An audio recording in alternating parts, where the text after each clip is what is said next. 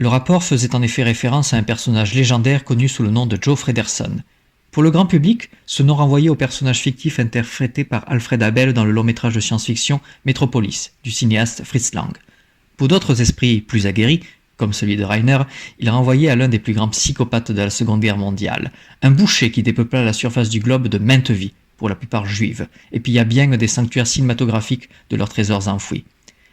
Joe Frederson était aussi une clé, le seul témoin au monde d'une sinistre affaire, une vérité aussi abominable que profondément terrible.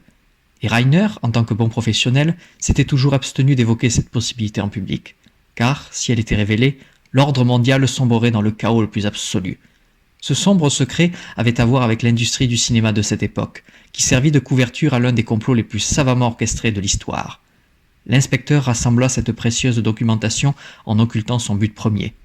Une autre crise, bien plus grave, venait de se déclencher par l'exhumation de ce manuscrit. Une page se décolla du bréviaire déchiqueté.